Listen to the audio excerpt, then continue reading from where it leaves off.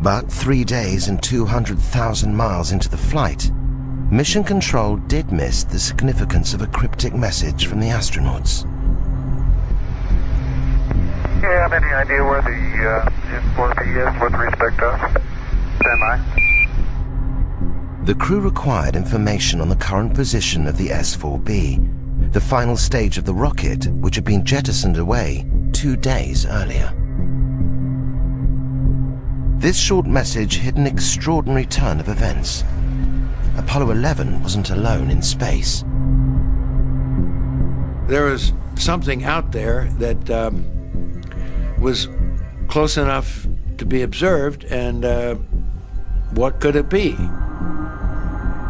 Traveling alongside Apollo 11 was a mysterious object, like this one filmed on a later mission.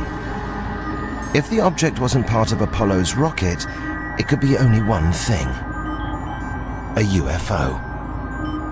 Mike decided he thought he could see it in the telescope, and he was able to do that. And when it was in one position, that it had a series of ellipses.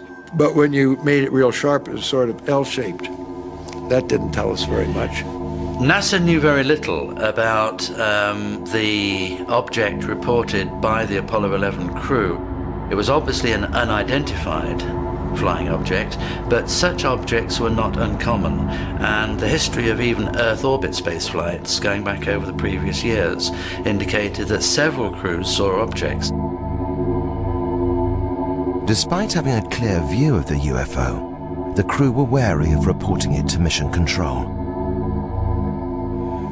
Now, obviously, the three of us were not going to blurt out, "Hey, Houston, we got something moving alongside of us, and we don't know what it is. You know, can you tell us what it is?" We weren't about to do that, because we know that those transmissions would be heard by all sorts of people, and who knows what somebody would have demanded that we turn back because of aliens or whatever the reason is.